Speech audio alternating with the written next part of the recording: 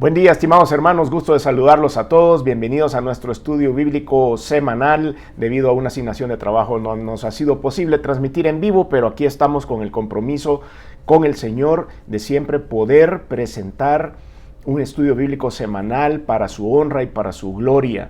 Y vamos a entrar una vez más a la Escritura para poder entender los consejos del Señor, para poder discernir qué es lo que nos quiere decir.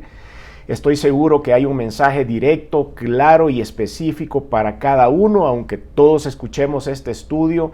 Estoy seguro que el Señor entra a nuestro corazón porque así es Él, porque el Espíritu Santo se mueve de esa forma y entra en nuestro corazón a hacer una transformación específica. Así que los próximos minutos, por supuesto, son para exaltar el nombre de Cristo, para darle la gloria a Dios y para poder escudriñar en este maravilloso libro que es la palabra de Dios, todas las cosas que Él nos quiere decir, las promesas que nos quiere dar y el ánimo que nos quiere poner en el tiempo en que estemos en este mundo hasta que estemos en su presencia, que es nuestra máxima esperanza. Recuerde que la esperanza de la vida eterna es lo que debe mover, sustentar y fortalecer nuestra fe. Le damos gloria y honra al Señor. Bienvenidos sean a este estudio. Vamos a iniciar con una oración. Amado Salvador, te damos gracias en esta oportunidad. Vamos a compartir tu palabra, Señor, y eso es serio. No es fácil. Tenemos que acudir a ti, Señor, para hacerlo correctamente. No es el invento de un ser humano, es tu palabra, la palabra divina, la palabra de Dios. Y debemos hacerlo con responsabilidad. Es por eso que venimos, Señor, dependiendo de ti absolutamente en todo para poder entregar este mensaje. Te pedimos que tu gracia y tu misericordia nos acompañe, que tu asistencia esté con nosotros en todo momento, no solo con el que habla, sino con el que recibe. Te pido, Señor, que tu gracia y tu misericordia acompañe a todos nuestros amigos y hermanos que se conectan y que ven este video más adelante. Te pido en el nombre de Jesús que tu presencia se sienta, que sea perceptible en los lugares en donde ellos están reunidos, Señor, o a solas escuchando esta palabra. Te pido en el nombre de Jesús una bendición especial, pero que sea sobrenatural, que sea maravillosa, que sea algo fuera de este mundo, que todos tengamos esa experiencia sobrenatural de estar siendo tocados por el Espíritu Santo. Ahora, Señor, ayúdanos a comprender por qué dejaste esta porción de la Biblia, por qué dejaste esta historia bíblica, este canto bíblico, Señor, porque ahora quieres que lo apliquemos y que vivamos en paz en el tiempo que estemos acá. Honra y gloria solo a ti, Señor, y los siguientes minutos son para tu alabanza. En el nombre de Jesús. Amén y amén. Gracias una vez más por estar con nosotros. Vaya conmigo la Escritura. Vamos al Salmo 73. Salmo 73. Creo que este tema es muy actual. Creo que este tema es algo que nos va a funcionar mucho a todos. Salmo 73. Hemos titulado este mensaje: La envidia no te conviene. La envidia no te conviene, ni a usted ni a mí, a nadie.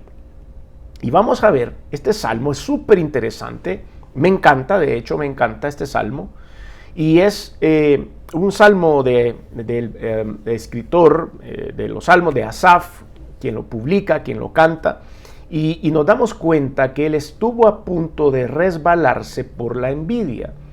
La estructura de este salmo es bien peculiar porque él inicia el salmo con una conclusión. Él inicia con la conclusión y luego cuenta la historia de cómo llegó a esa conclusión. Si ustedes quieren tener un texto que sea similar a este, es bien curioso también, el Señor lo deja en la Escritura para que nosotros aprendamos de esto. Y cuando vinieron algunos estudiosos de la teología hace un par de siglos, y empezaron a enumerar los capítulos y los versículos, porque eso vino más adelante. Recuerde que la Biblia está escrita de corrido. Cuando usted lee el libro de Salmos en las escrituras originales, no hay 150 salmos, sino que está todo de corrido. No está el Salmo 73, versículo 3, porque todo fue escrito de corrido, sino que esto fue para un mejor orden. Fue insertado en la escritura y fue dividida en capítulos y versículos un poco más adelante en la historia, después de Cristo, por supuesto. Entonces nosotros lo usamos para una mejor referencia. Pero Resulta que cuando usted lee el libro de los Salmos y va al Salmo 37, solo le da vuelta el número, Salmo 37 y el Salmo 73 coinciden en la misma idea. Más o menos están orientados en la misma idea. Pero bueno, lo que nos compete ahora es estudiar el Salmo 73, así que vamos a este Salmo y empecemos por el versículo 1. Tiene 23 versículos y vamos a ir tratando de analizar segmento por segmento. Segmento 1 es, como les decía, empieza con una conclusión. Ciertamente es bueno Dios para con Israel, para con los limpios de corazón. Esa es la mejor conclusión que saca el salmista aquí. Y él dice, después de todo lo que viví, mi conclusión es la siguiente, que bueno es Dios. Y para con Israel y para con los limpios de corazón. Esto amplía un poco el espectro porque no solo se queda con el pueblo de Israel, sino para aquellos que están limpios de corazón y están en la presencia del Señor, o caminan en la presencia del Señor, en la obediencia a Dios. Versículo 2 dice, en cuanto a mí, casi se deslizaron mis pies, por poco resbalaron mis pasos, porque tuve envidia de los arrogantes viendo la prosperidad de los impíos. ¿Ven cómo empieza por la conclusión? Dice él que él llega a la idea de que ciertamente, a la certeza de que Dios es bueno para con Israel y para con los limpios de corazón. Esa es su conclusión después de esta aventura que él tuvo en ese momento. En cuanto a mí, dice, como cualquier ser humano, aunque seamos elegidos por Dios para poder cantar alabanzas, para poder predicar, para poder evangelizar, para poder visitar a los enfermos, somos seres humanos y los seres humanos estamos sujetos a tristezas, a ansiedades, a esto de tener confianza en las cosas que nosotros podemos desarrollar y perdemos la confianza en el poder de Dios. Todo esto sucede y le sucede a los seres humanos en general. Y lo hemos visto a lo largo de la Escritura, en la vida de Moisés, en la vida de Josué, en la vida de David. Todos eran seres humanos sujetos a este tipo de cosas y el salmista no es la excepción. Él dice que en cuanto a él casi se deslizaron sus pies. Gracias a Dios no se deslizó, casi se deslizaron. Pero él dice, ese casi nos dice que estuvo bien cerca de que algo trascendental negativo pasara en su vida. Por poco se resbalaron mis pasos porque tuve envidia. Y es aquí donde tenemos que hacer la primera pausa. Dice que la envidia nos puede hacer deslizar. Dice que la envidia nos puede hacer resbalar y caer en una condición que no es agradable a Dios.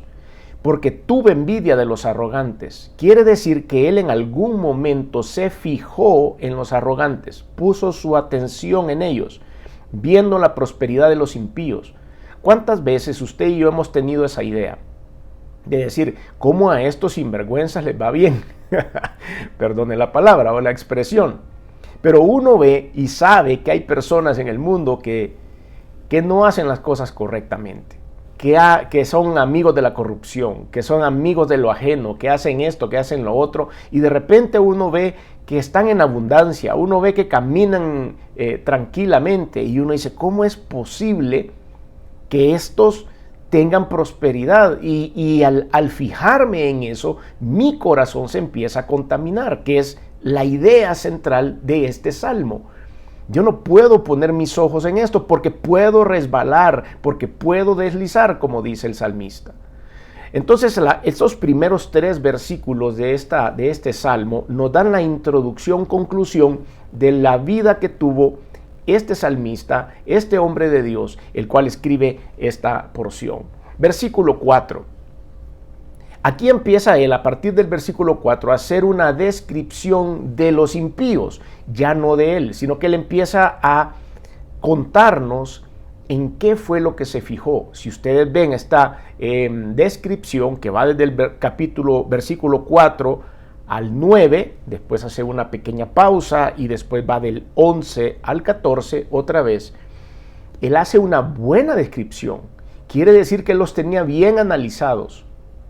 Y usted y yo vamos a llegar a esa conclusión ahora, a raíz de este análisis que este hombre de Dios o el Señor a través de este hombre nos dice, da cuenta de lo concentrados que estamos en observar las bendiciones de otras personas o, en el caso que nos compete hoy, los trances que hacen, la corrupción que hacen otros y por qué les va bien cuando nosotros apenas nos alcanzan para hacer cosas que verdaderamente son trascendentales para Dios. Entonces uno dice, ¿cómo es posible que nosotros andamos haciendo algo que de verdad le agrada a Dios y apenas lo logramos hacer porque no hay recursos, y esta gente que anda en cosas totalmente alejadas de Dios tienen abundancia y se les salen hasta los billetes de las bolsas?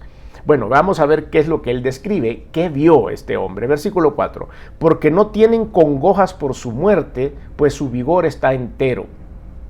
Estas personas ni siquiera se preocupan si se van a morir, si les va a dar un ataque al corazón, si se van a ir a cuidar a donde un médico, se van a hacer un examen ejecutivo para ver todos sus niveles. Sencillamente no les preocupa nada de eso porque se sienten tan fuertes, tan fortalecidos, que dicen, nosotros vamos a ir a conquistar el mundo y no nos importa. En lo único que les importa es el placer, por supuesto, y se sienten vigorosos porque siempre andan o ya sea drogados o ya sean alcoholizados o en algún tipo de cosas que les produce esto. Entonces dice que no tienen congojas por su muerte, no se preocupan de morir. Versículo 5, no pasan trabajos como los otros mortales, ni son azotados como los demás hombres. Hay personas que usted ve que trabajan de sol a sol y no logran salir adelante con un salario que probablemente apenas alcanza para el sostenimiento de la familia.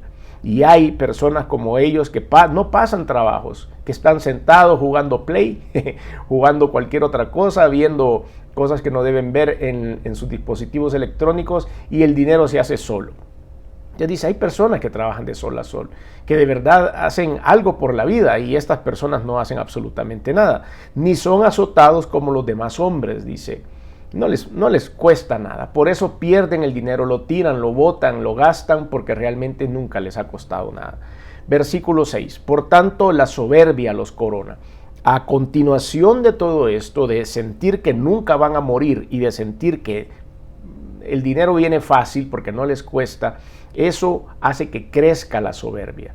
Todo esto lo estaba observando el salmista. Todo esto lo veía, él analizaba a este tipo de personas. Yo estoy haciendo una comparación con personajes o con perfiles que nosotros vemos en la actualidad. Nosotros podemos ver esto en la prensa, podemos ver esto en las redes sociales, podemos ver esto en los noticieros, podemos ver cómo hay casos de personas que están en el bajo mundo, que hacen o tienen trabajos o actividades ilícitas y que de repente salen adelante. Eso lo conocemos. A veces nos venimos a dar cuenta porque finalmente caen presos y empiezan a buscar todo lo que esta gente tenía, y se dieron cuenta o nos dimos cuenta a través de las noticias de cómo todo lo mal habido llegaba hasta ahí. Pero para mientras, esa gente se llena de soberbia. Y nosotros vemos esto en la actualidad, pero aquí estamos remontándonos, imagínese usted, al tiempo en el cual fue escrito este salmo. Si nos remontamos a ese tiempo que fue antes de Cristo, solo ahí hay más de 2000 y pico de años, nos damos cuenta de que aún en esta sociedad, en este tiempo de la historia de la humanidad, existía lo mismo, porque son tendencias naturales de la creación humana. Son tendencias naturales del ego del humano. Siempre uno quiere estar encima del otro, siempre nos estamos peleando, siempre estamos pasándonos por encima. Son características de los seres humanos. Ubiquémonos entonces en aquel tiempo cuando el salmista empieza a escribir esto y él pasó su crisis. Pareciera que fue hoy, pareciera que fue ayer, pareciera que fue la semana pasada o pareciera que va a pasar dentro de 2 meses. Es tan actual porque es una característica de nuestra personalidad.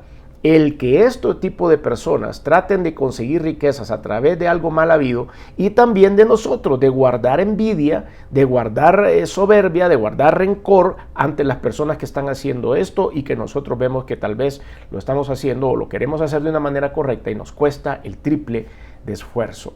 Entonces esto va a seguir pasando. Pero el afectado aquí no es el que lo está haciendo en corrupción. El afectado aquí es el Hijo de Dios. El afectado aquí es el que quiere vivir de acuerdo a la obediencia al Señor.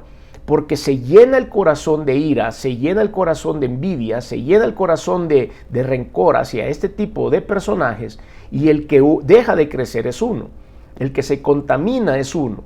Su corazón se empieza a llenar de resentimientos en cuanto al mundo, en cuanto a la gente, y dejamos de tener amor por las personas. Aunque este perfil que describe este salmo no es alguien que nos pueda simpatizar, debemos pensar de que este tipo de gente tiene también la oportunidad de llegar a los pies de Cristo. Ese es el amor de Jesús. Y debemos orar por ellos. Y si en algún momento se nos cruza uno de ellos, hay que llevarles el mensaje del Evangelio. Claro, va a pasar todo lo que dice aquí. La soberbia los va a coronar, se creen inmortales. Pero nuestro trabajo es el trabajo del Señor. Tenemos que tratar de compartir con ellos la verdad del Evangelio. Sigamos leyendo. Por tanto, la soberbia los corona, se cubren de vestido de violencia, se ponen como muy machos, ¿verdad?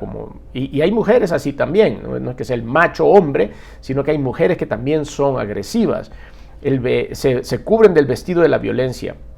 Versículo 7 dice, los ojos se les saltan de gordura, logran con creces los antojos del corazón.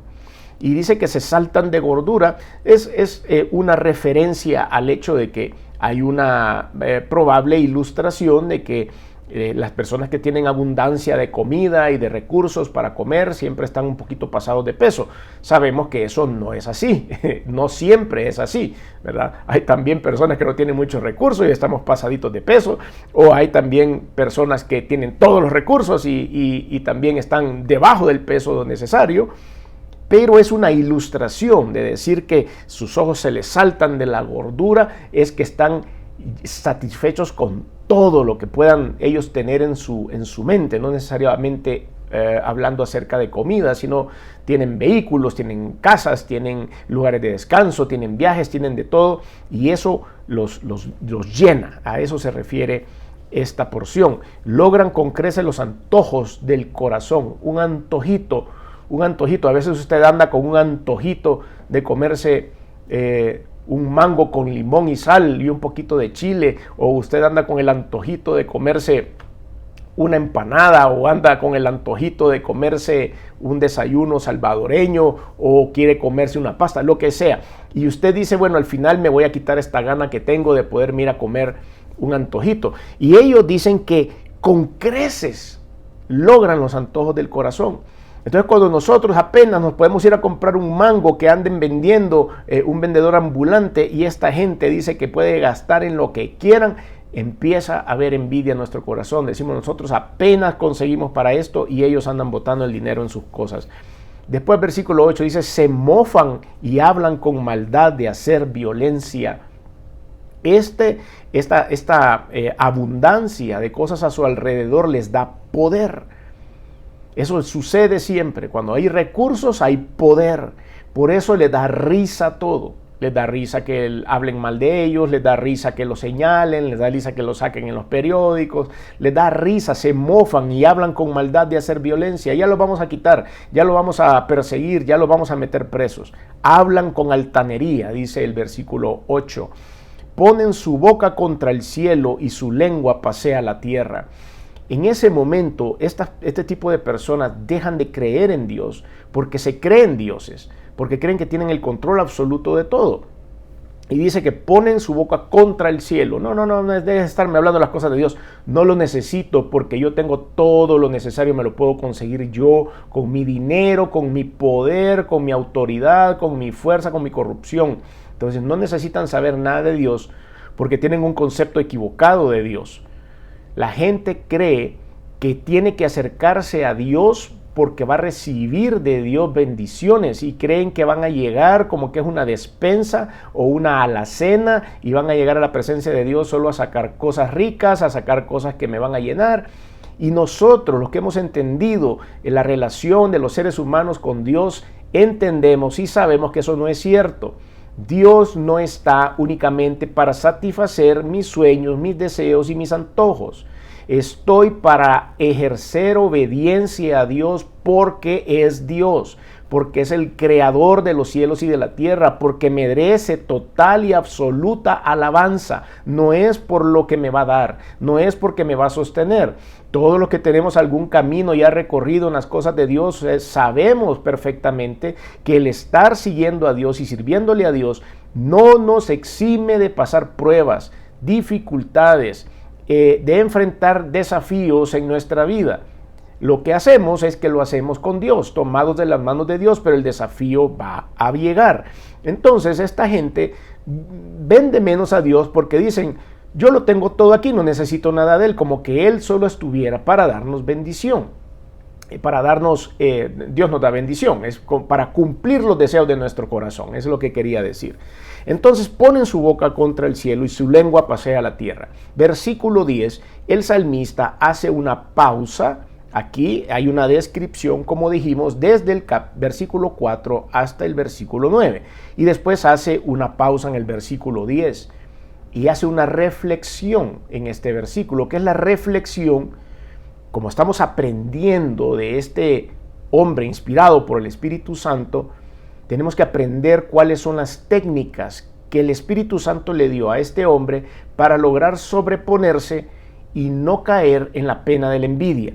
Y no caer en la trampa de Satanás de volver a ver a estas personas y desear estar ahí. Versículo 10 dice, por eso Dios hará volver a su pueblo aquí, y aguas en abundancia serán extraídas para ellos. Inmediatamente después de que él describe que este tipo de personas hablan en contra de Dios, él aclara en el versículo 10 y dice, por eso Dios, a consecuencia de esto, de que este tipo de personas hablan en contra de él, por eso Dios hará volver a su pueblo aquí. Como quien dice, Dios nos va a reunir y nos va a exaltar. No necesariamente con un carro nuevo de alta gama o una gran mansión, pero va a exaltar a su pueblo. Nosotros tenemos cosas que esas personas no pueden comprar con dinero. La paz de Dios que sobrepasa el entendimiento, un tiempo de adoración y de milagros, en un tiempo en el que nos reunimos como iglesia a clamar al Señor, Dios Todopoderoso. Todas esas cosas ellos no la pueden pagar. Hay ejemplos en la Biblia, hay ejemplos que decían, ¿qué puedo hacer? Recuerdan que había un seguidor, una persona que empezó a seguir, puedo equivocarme con el nombre, pero creo que era Simeón en el Nuevo Testamento, en el libro de los Hechos, en donde él empieza a seguir y dice, oigan, yo necesito comprar eso que ustedes tienen, le decía a los apóstoles, y ellos lo reprendieron y le dijeron, morite con todo y tu dinero, esto no se consigue con dinero. Ese hombre estaba observando los milagros que Dios estaba haciendo a través de la iglesia, y él quería comprar eso. A esto se refiere la Escritura. Nadie puede comprar el favor de Dios, ni con obras, ni con dinero. El favor de Dios es gracia, es por gracia, es un don de Dios. Por eso Dios hará volver a su pueblo aquí y aguas en abundancia serán extraídas para ellos. Y ahí estamos nosotros. Vamos a tener esa paz y ese gozo, esa tranquilidad. Pero este hombre es capaz de poner este versículo en medio de esta descripción porque ya pasó por ese fuego de la envidia y Dios le enseñó que era incorrecto. Después de esto, él retoma la descripción en el versículo 11 y dice, y dicen, ¿cómo sabe Dios? ¿Y hay conocimiento en el Altísimo? Una vez más, ellos están minimizando el poder de Dios, minimizando la necesidad de Dios, y dicen, ¿cómo sabe Dios? ¿De qué se da cuenta? ¿Qué sabe Dios acerca de las cosas que yo hago? Si a mí me sale bien todo, ¿qué conocimiento tiene el Altísimo? Y empiezan a retar a Dios. Saben que están haciendo cosas impropias, cosas que no es correcto y aún así retan a Dios. He aquí, dice el versículo 12, he aquí estos impíos sin ser turbados del mundo alcanzaron riquezas. Verdaderamente en vano he limpiado mi corazón y lavado mis manos en inocencia. Este versículo es un versículo que él probablemente pensó en el momento en el que estaba capturado por la envidia, en el que estaba capturado observando y haciendo una lista detalle por detalle de lo que estas personas tenían y él no tenía. En ese momento, la consecuencia de abrazar el pecado de la envidia es llegar a esto. Y dice, verdaderamente en vano he limpiado mi corazón. Por gusto voy a la iglesia. Por gusto hago ayuno. Por gusto oro. Por gusto leo. Por gusto transmito este estudio bíblico. Eso es lo que quiere Satanás meter en el corazón de cada uno de nosotros, para que nosotros nos desinflemos y creamos de que este tipo de personas andan en lo correcto. Ahora vayamos a una escala un poco más pequeña. Vayámonos no a la escala de ver a una persona como lo ha descrito el salmista, sino en la envidia diaria que nosotros podemos guardar en nuestro corazón. Una envidia diaria tal vez con una hermana de la iglesia, tal vez con un hermano de la iglesia, tal vez con un compañero de trabajo. Y empezamos a guardar pequeñas envidias de decir por qué a esta hermana le dan este privilegio de poder venir a cantar o de poder pasar a orar o de poder predicar la palabra de Dios cuando yo lo pudiera hacer mejor. ¿Por qué a este compañero de trabajo le han dado esa oportunidad que yo merecía porque yo era mejor en todas mis calificaciones? Y ahí empezamos a guardar esa envidia una vez más. No hay ninguna diferencia entre la envidia que está exponiendo el salmista a esa pequeña envidia que probablemente nosotros guardamos en nuestro corazón aún siendo cristianos. Esa pequeña envidia, queridos hermanos y amigos, nos va a hacer caer en la misma condición de este hombre. Verdaderamente en vano he limpiado mi corazón y lavado mis manos en inocencia. No sirvió nada de lo que hice. Todo mi esfuerzo ha sido en vano. No, no es así. Porque así como el Señor observa nuestra actitud cuando hacemos el mal, también observa nuestra actitud cuando hacemos el bien. Pues he sido azotado todo el día y castigado todas las mañanas, dice el salmista. Esa reflexión la hace en la base y movido o inspirado por la envidia. Ahora, nos vamos al capítulo 15 y aquí el versículo 15 y aquí empieza como otra parte del Salmo. Y dice, si dijera yo, hablaré como ellos, he aquí, a la generación de tus hijos engañaría.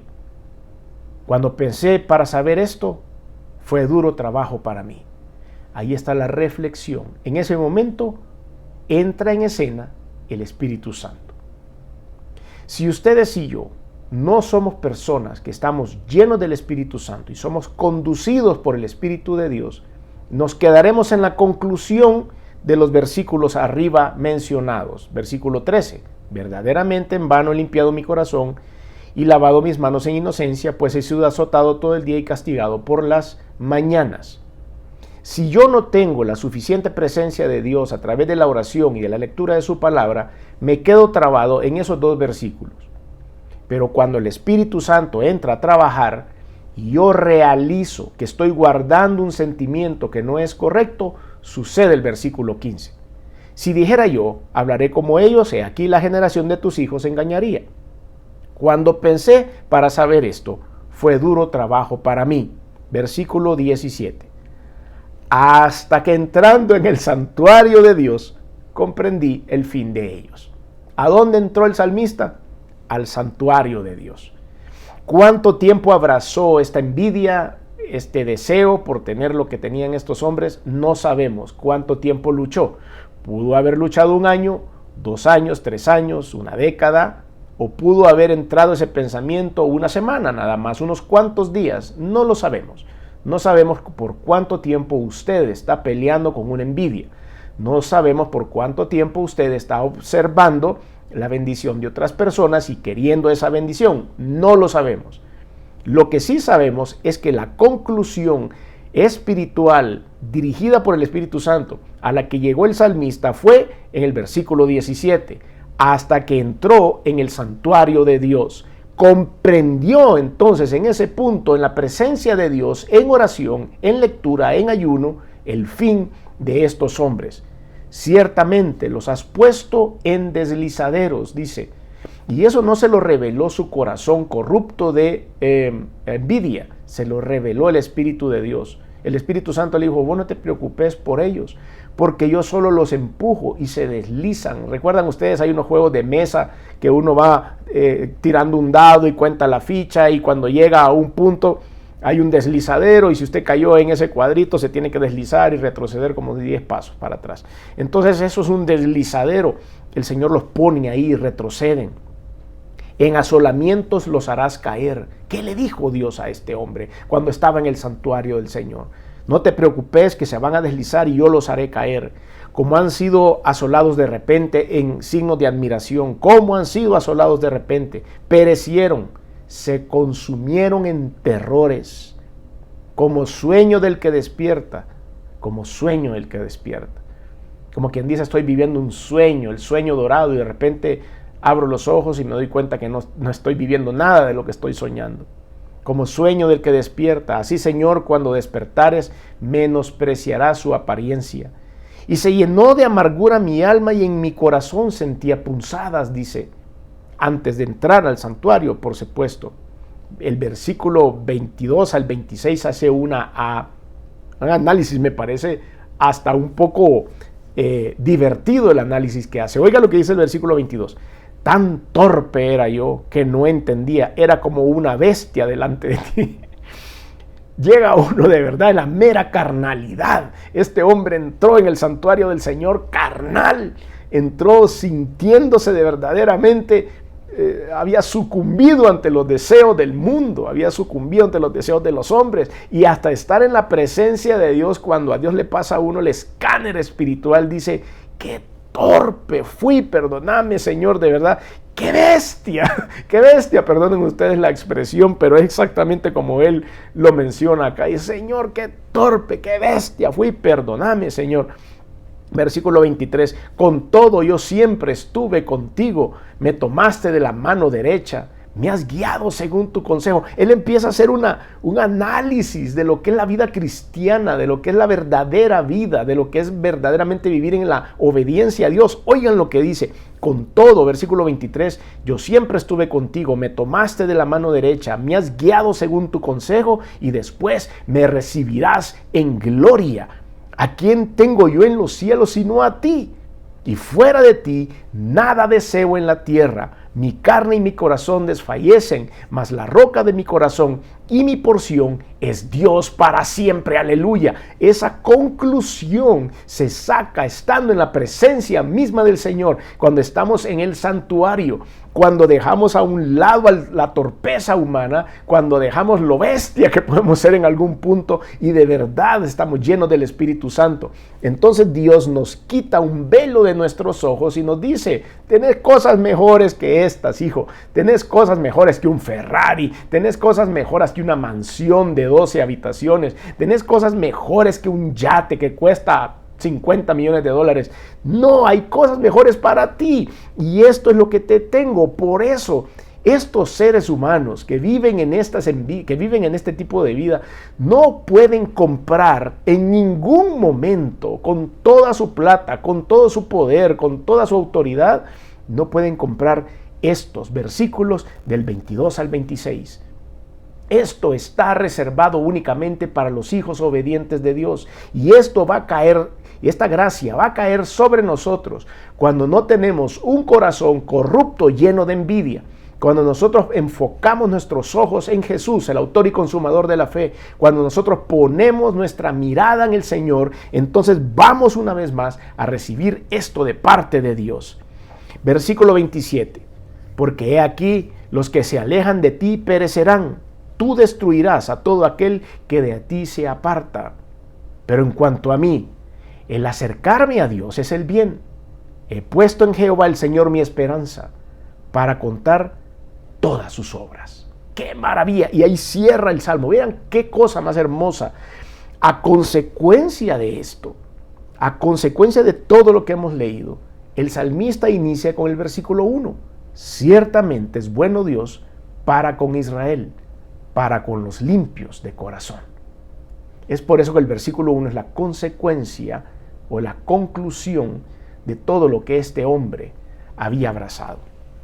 Una aplicación rápida acerca de todo lo que hemos aprendido. La palabra envidia viene de una palabra griega, petonos, y es el sentimiento de disgusto producido al ser testigo o oír de la prosperidad de otras personas. El escritor y filósofo Séneca decía, quien mira demasiado las cosas ajenas no goza de las propias. ¿Cómo nace? ¿Cómo nace la envidia en nuestro corazón? Bueno, a partir de una premisa equivocada. Creer que la espiritualidad debe estar acompañada de la prosperidad material. Es por eso que estamos absolutamente y determinados en contra de esta doctrina de la prosperidad que se ha infiltrado en la iglesia cristiana evangélica. La prosperidad material no tiene que ver nada con la prosperidad espiritual. Y es por eso que hay cristianos llenos de envidia en las iglesias de la prosperidad, porque a unos les va bien y a otros no. Número 2, ¿por qué nace? Es por la comparación de la prosperidad del incrédulo con la nuestra. Estamos comparando peras con manzanas, ¿verdad? Vivimos en mundos diferentes, con necesidades distintas y prioridades diferentes. Y es por eso que no podemos comparar lo que el mundo anda buscando con lo que nosotros como cristianos debemos buscar. ¿Es malo trabajar? ¿Es malo querer superarse? ¿Es malo querer cambiar una carcachita que tengo, un carro viejito que se me anda quedando por todos lados y tener el anhelo de comprarme uno más nuevo o uno nuevo? No tiene nada de malo eso. Lo malo, como ya lo hemos dicho en otras oportunidades, es enfocar mi vida en eso y no en Dios. Todo lo demás vendrá por añadidura. Yo debo mover mi vida en obediencia al Señor y todo lo demás va a venir. ¿Debo trabajar? Sí, claro que debo trabajar. ¿Debo ganarme el sustento? Es una consecuencia bíblica del pecado del hombre, y por eso tenemos que trabajar con el sudor de nuestra frente. Debemos conseguir el pan y las necesidades diarias para nuestra familia. Eso hay que hacerlo. No quiero que eso lleve a una confusión. Pero también nosotros tenemos que dejar de compararnos con el mundo porque tenemos una actividad adicional que ejecutar. Y no debemos perder el enfoque de esa actividad adicional, que es amar y servir a Dios. Y no es adicional quizá, es la principal. Conseguir dinero para comer es la adicional. Dios dará la provisión. ¿Cuáles son las áreas de comparación que podemos nosotros tener con este tipo de gente? Bueno, la fortaleza física, que no son objeto de la injusticia laboral porque hacen lo que quieren, tienen alimentos en abundancia, alcanzan sus sueños, abusan del poder, tienen una vanidad social, abuso de la parte espiritual. Y cuando digo abuso es porque blasfeman las cosas de Dios, critican a Dios, critican a todo el mundo que ama a Dios y que creen en Dios. Y eso es el resultado, por supuesto, les da soberbia. Eso es el resultado. Y nosotros podemos caer en ese truco. Entonces, la conclusión de esta comparación equivocada es creer que los impíos son de éxito cuando realmente quizás no lo son. Y los creyentes son fracasados. Los impíos son de éxito porque han conseguido un montón de cosas y los creyentes son fracasados porque no lo han conseguido. Creo que estamos muy equivocados ahí. Tenemos que repensar cuáles son nuestras prioridades. Renegar de la vida cristiana, los deseos de imitar al impío, todo esto nos lleva a las conclusiones equivocadas. Entonces, ¿cómo podemos vencer la envidia? Estando en la presencia de Dios. Por eso dice, hasta que entrando en el santuario. ¿Cómo puedo vencer la envidia? Y yo puedo estar pensando que en este momento alguna persona que nos escucha o nos ve dice, no, pero yo no soy envidioso. No, pero a mí no me importa lo que tienen los demás. No, pero yo no me ando fijando. Yo no le ando haciendo una lista de cosas de que los que tienen esto y lo otro. No lo sé. Vaya al santuario. Vaya al santuario y descubra. Tal vez tiene un ápice de envidia en su corazón que va a empezar a germinar. No lo sabemos, pero somos seres humanos. Y si David falló, y si Moisés falló, y si Pablo falló, y si fallaron muchos en la Escritura, porque son seres humanos como usted y como yo, ¿por qué no voy a fallar yo? ¿Verdad? No quiere decir que voy a fallar por el deseo de fallar nada más, porque como soy hombre entonces tengo que fallar. No, somos seres humanos. Y tenemos que ir a la presencia de Dios, al santuario del Señor, para hacer un scan interno. Comparando el fin del impío con el fin nuestro, debemos arrepentirnos por menospreciar lo que somos y lo que tenemos en Cristo, arrepentirnos porque la envidia es pecado y debemos renunciar a compararnos y a desear lo que los otros tienen. Como lo decimos y como lo hemos visto en este salmo, nosotros tenemos que estar comprometidos con Cristo.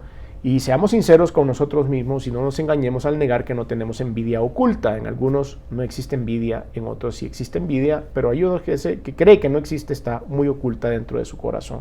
Así que tenemos ustedes y yo que llegar a la presencia de Dios e iniciar este día o terminarlo ya, depende de la hora que usted esté viendo este video, es: ciertamente es bueno Dios para con Israel, para con los limpios de corazón. Nuestro corazón debe permanecer limpio de envidia, limpio de malos pensamientos y de malos deseos, y poner nuestros ojos siempre en el Señor.